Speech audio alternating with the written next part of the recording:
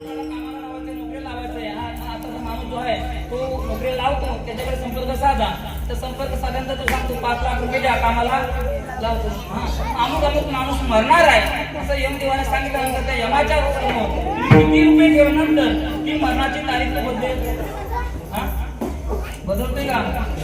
ते इथे चालत नाही, चालतच नाही. म्हणून त्या मृत्यू जवळ येण्याच्या अगोदर आपण काय करायला पाहिजे?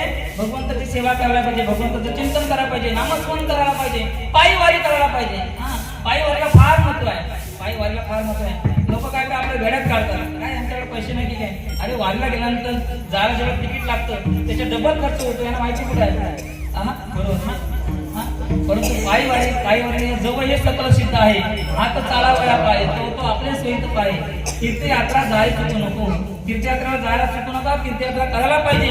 पण त्याही तीर्थयात्रेपेक्षा लोक अनेक तीर्थयात्रा करतात, अनेक तीर्थयात्रा करतात की नाही. कोण काशीला जाते, कोण कुठे जाते, कोण कुठे जाते की नाही. तुकोबरा सांगतात या अनेक तीर्थयात्रा मी करून आलो, परंतु त्या सर्व तीर्थांमध्ये मी सर्व तीर्थांना खुली मारली आणि त्या सर्व तीर्थांमध्ये मी 2 तीर्थ मला आवडले. ते म्हणजे कोणते? एक आळंदी आणि पंढरपूर. उदंड पाहिले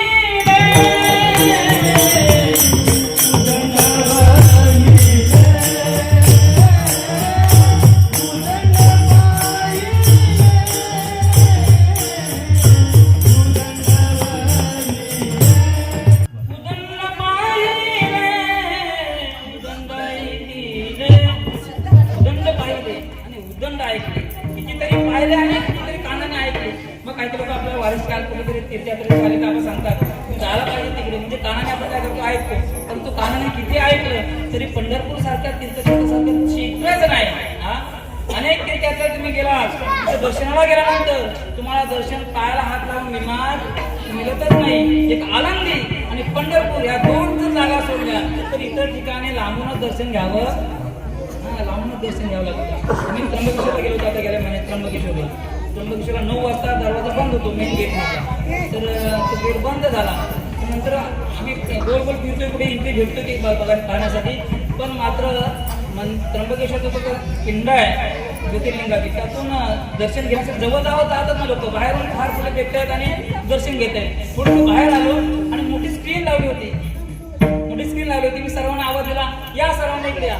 काय करायचंय? आपण तिकडे 4-5 तास उभे राहून दर्शन जो घेणार होतो तो आता आपला समोर मिळतोय, इथेच हात झोडा. बरोबर की सांगा?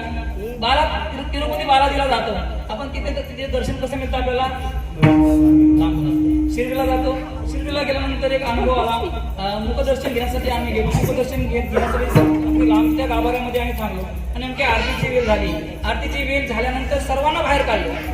आरती चालू होणार आहे, सर्वांनी बाहेर निघा. मी त्यांना सांगितलं आम्ही थांबतो ना, जरा इथेच आरती घेतो ना. आरती घ्यायचं असेल तर काय करायला लागेल तुम्हाला? पास पाहिजे. आता मला सांगा, देवाच्या दरबारामध्ये सुद्धा पासची जी व्यवस्था झाल्यामुळं साध्या वारकऱ्या त्या ठिकाणी चिंतनासाठी किंवा नामस्मरण त्या ठिकाणी दर्शनाचा फार मोठा फरक पडतो. पंढरपूरमध्ये तुम्ही गेल्यानंतर त्याचे पायी घाला मिठी, हातामध्ये पैसे असल्या नाही तर नसत्या. मोल निघे जग जेथी, भावा एकासाठी खांदा वाई आपल्या. कोणत्या प्रकारचं मोल घेत नाही. म्हणून पंढरपूर सारखा कुठला दैवत नाही. जम्मू या दीपमाजी एक पंढरपूर